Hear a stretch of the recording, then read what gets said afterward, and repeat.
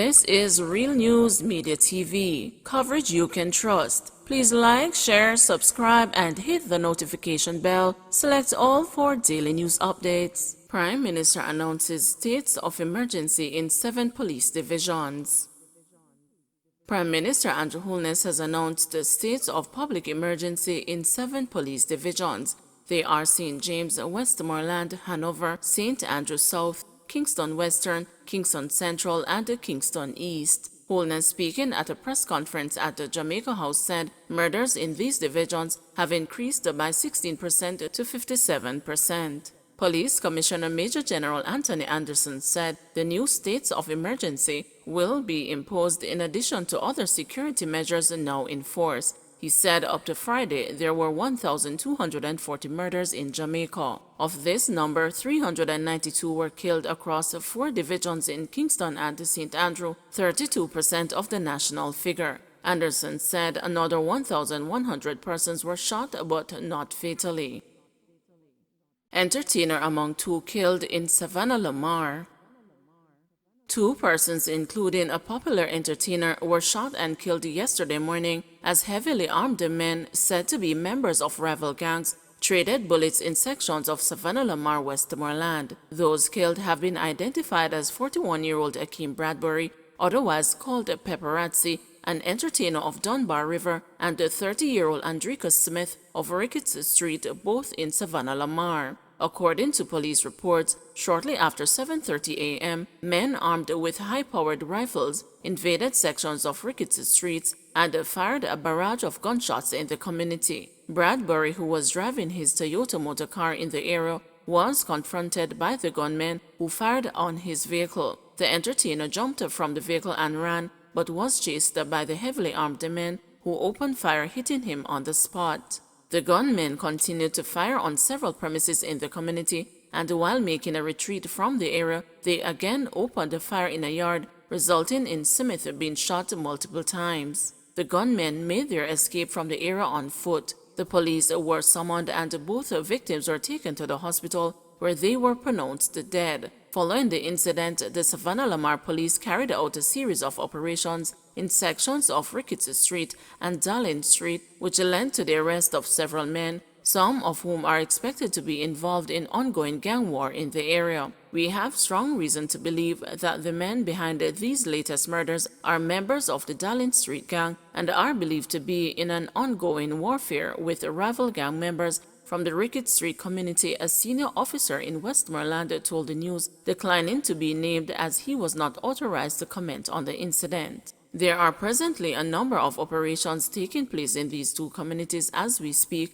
and I have been informed that a number of men, some of whom are identified to be major players in these gangs, have already been picked up. The officer added that the operation is expected to continue into today, and those responsible for this latest incident should be in police custody in short order. Since the start of the year, the parish of Westmoreland has seen an increase in murders, with a total of 99 persons killed so far, compared to 80 persons for the corresponding period last year. Man collapses in same lockup used by cult pastor Kevin Smith, dies later. An incident last week inside a police station may invite the speculation and provide fodder for the spiritually unorthodox following the collapse and the subsequent death of an accused man in the state facility. The deceased man, Silas Clark, a 42-year-old tattoo artist of a Granville address in western Jamaica, was arrested and charged with indecent assault and placed in the same cell that accommodated colorful and controversial leader of Pathways International Kingdom Restoration Ministries, Kevin Smith. According to a well-placed source, Clark was taken into custody on October 27, 2 days after Smith left the facility, after being accused by a woman who went for a tattoo to be placed on a section of her buttocks. The police were told by the woman in her report that the accused man had exposed himself to her and she raced away from the shop. She then gave a statement to law enforcers. The allegations is that he sexually assaulted a woman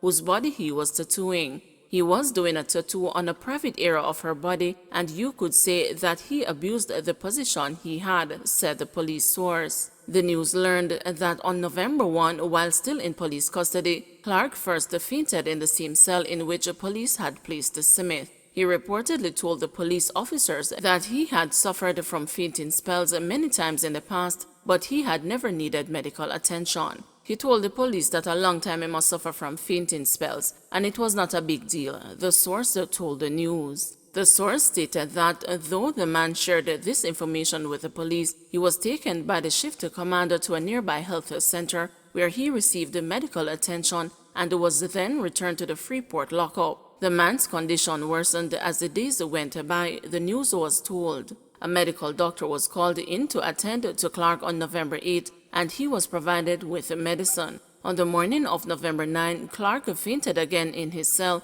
but this time, the source said, the police became gravely concerned about his condition and they took him to the Cornwall Regional Hospital, where he was admitted on the police guard. Clark died the following morning. When the news visited the Granville community yesterday, some residents said they had not heard of the incident with the tattoo artist, but others who knew him expressed surprise at the way his life ended. They even said that they had never before known him to be one who suffered from fainting spells. Me hear say I cut him up in a jail, so me no know. A good youth man. Him no give trouble. Me no know when it happened, so me frightened when me hear that, one resident commented. There must be a curse. Another suggested, because me and him grow up and me no know of him having fainting spells. It's really a sad story, cause if I drop him drop down in a cell, something wrong then. Another said, every morning him drive go to work and drive come back, so me no know about no fainting spell. So that jail thing there, it did a get to him, man, because him no used to jail, so that's why him must drop down, one woman from the area suggested.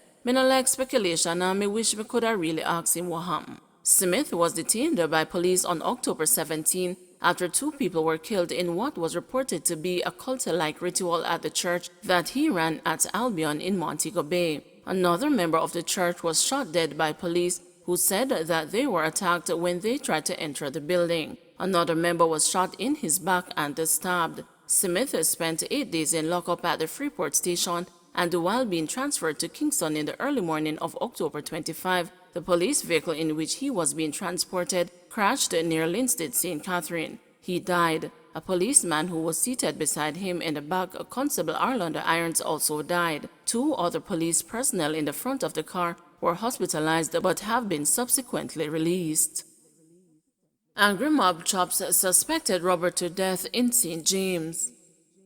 An angry mob chopped a suspected robber to death in the community of Anchovy in St. James on Saturday. Reports from the Anchovy police are that about 8 p.m., a male suspected to be Shamar Scarlett, who is alleged to have been involved in robbery and arson, was seen along a roadway and was attacked by unknown assailants from the community. The suspect was chopped by the mob. The man ran and collapsed into a nearby pond. His body was later removed by the fire brigade and taken to the hospital, where he was pronounced dead. The police are investigating the incident.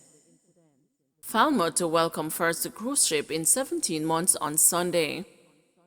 Carnival Corporation's Emerald Princess is scheduled to call at Falmouth Pier on Sunday, November 14. It will be the first ship to return to the Trelawney facility since a 17-month suspension of cruise shipping operations nationally due to the COVID-19 pandemic. The vessel is scheduled to arrive with more than 3,500 passengers and crew at the historic port. Passengers are expected to go on controlled tours, which comply with protocols implemented by the Ministry of Health and Wellness. Cruise passengers are also to get the opportunity to experience several artisans on display at Falmouth's new $700 million Artisan Village, the country's first artisan village. Despite the slowing down of global travel demand as a result of the spread of COVID-19 and associated issues, the cruise sector is steadily rebounding in Jamaica. Recently, Carnival Corporation committed to sending 110 or more cruises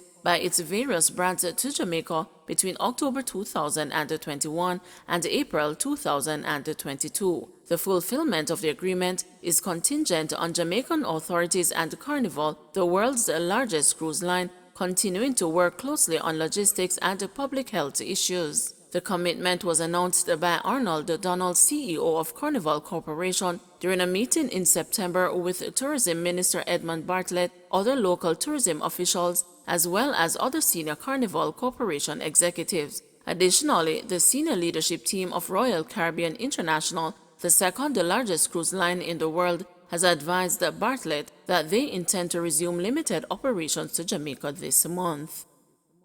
Don't forget to like, share, subscribe, and hit the notification bell. Select all for daily news updates.